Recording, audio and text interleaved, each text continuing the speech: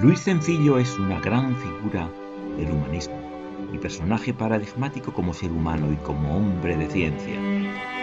Creador de la estructura y método de psicoanálisis antropológico, el Instituto Psicoanalítico de Salamanca se complace en ofrecer esta aproximación a su gran aporte a la psicología.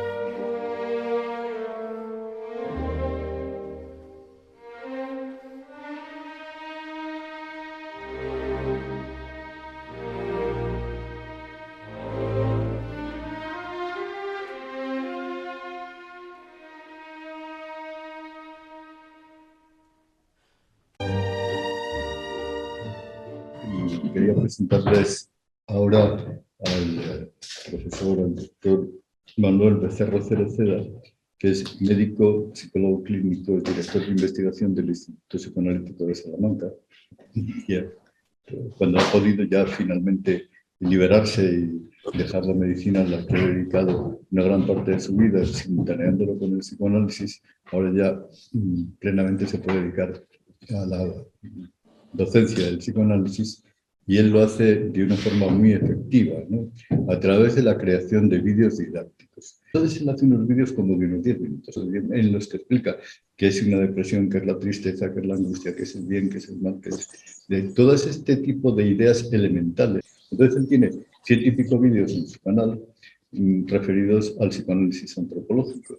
Y nosotros estamos profundísimamente agradecidos, ¿no? Porque evidentemente todas estas cosas que vamos viendo en los seminarios y demás, si él es capaz de resintetizarlas, darles una imagen, ponerles, pues esto desde luego es una forma mucho más clara y mucho más directa de llegar a la gente. Por otra parte, es una persona que además de tener una voz radiofónica, que sabe proyectar muy bien y que comunicar muy bien, además de eso, pues es un artista eligiendo imágenes, ¿no? Y entonces tiene unos vídeos que son verdaderamente muy divertidos, y también sus presentaciones pues destacan por ser unas presentaciones especiales. Así que con mucho gusto le cedemos la palabra para que nos hable de un tema controvertido en la ciencia en general y en la psicología. Muchas gracias, doctor Sedano, por esas palabras tan merecidas. Buenos días otra vez a todos, encantado de estar aquí y encantado de comunicar sobre la cosmovisión de Luis Cencillo. Una de las facetas menos conocidas del profesor Luis Cencillo es la de teólogo, el Cencillo teólogo. Su producción en teología oscila en torno a 7 publicaciones abordando temas como la psicología de la fe, la historia sistémica de los dioses, una hermenéutica bíblica y un espléndido estudio sobre el misticismo. Antropología, teología y psicología confluyen en él, alumbrando páginas impagables que se mantienen en nuestra memoria.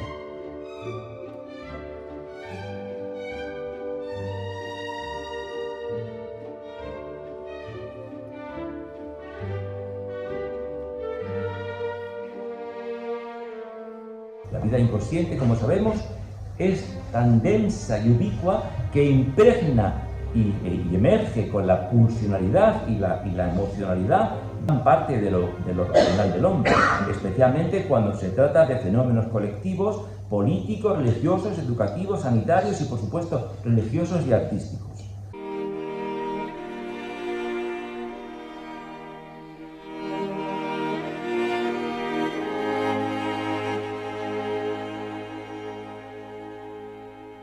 Para que la fe llegue a producir sus efectos permanentes y transformativos de las sociedades, ha de haberse impregnado de algún modo en los estratos subconscientes e inconscientes del individuo.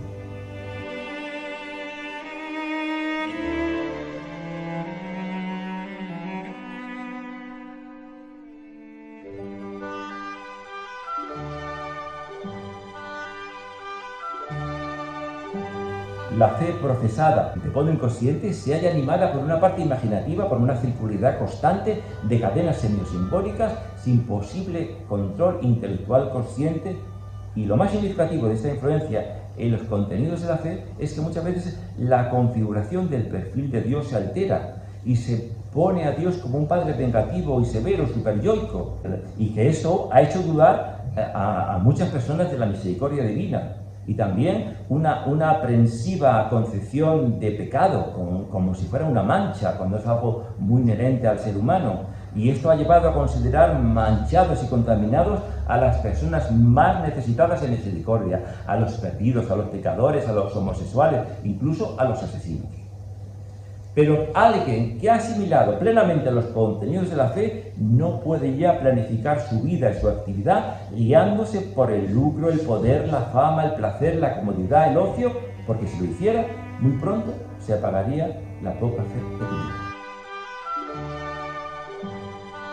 También podemos encontrarnos sujetos sin fe, y evidentemente hay muchos ahora en nuestra sociedad, que se han acostumbrado a movilizarse por motivos igualmente altruistas, liberados de la presión pulsional de intereses egoístas, intereses de placer, pero los patrones éticos que tales personas han adoptado hunden sus raíces en los mensajes que históricamente ha difundido la fe. En las religiones clásicas no puede hablarse de fenómeno teopsicológico de fe.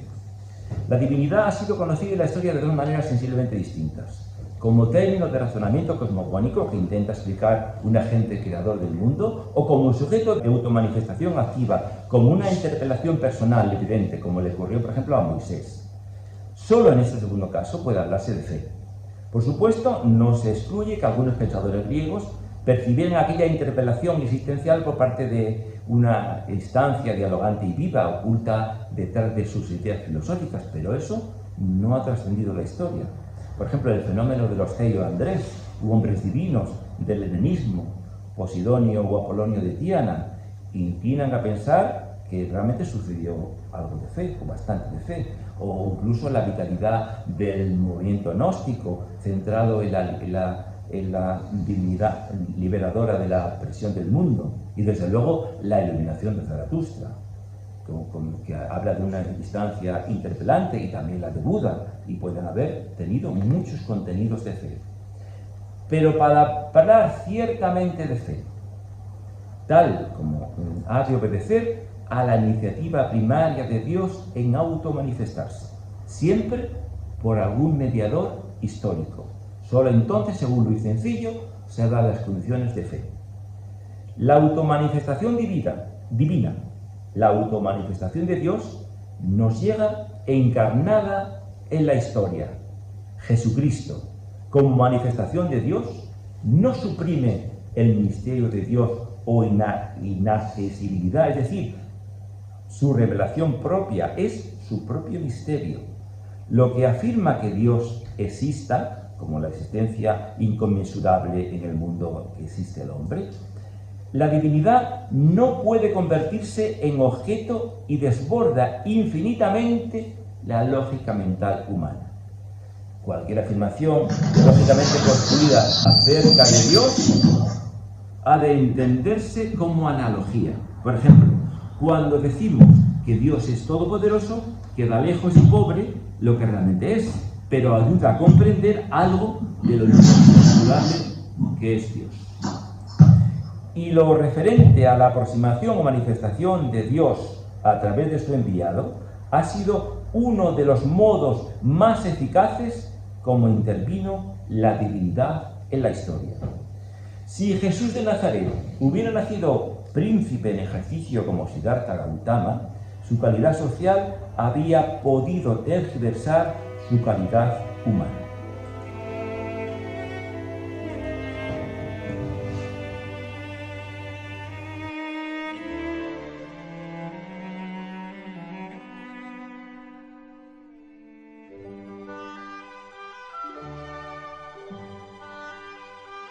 Dios parece que rechaza los engastes humanos para manifestarse en la historia y así desconcierta con sus paradojas.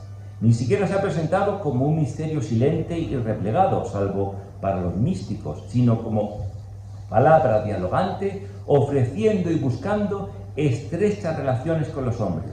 Un misterio que, sin poderse patentizar en cuanto tal, se humaniza todo lo posible hasta su encarnación.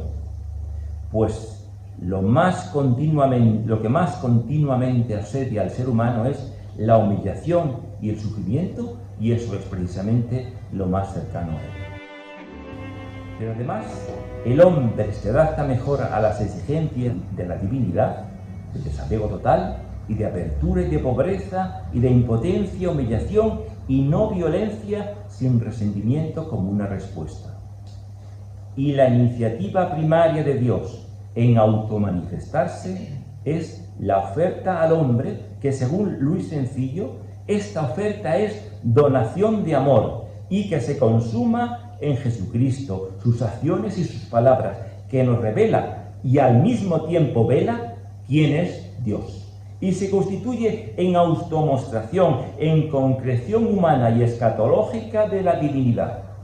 No juzguéis, perdonad, amad, repartid, sin discriminación de etnias, clases y filiaciones, sin distinción de edad, sexo o rango, y en especial a los niños, marginados, perdidos y pecadores. El discurso humanista de Jesucristo carece de ideología, va directamente a liberar al hombre, y precisamente las paradojas del comportamiento divino con los hombres avalan su divinidad.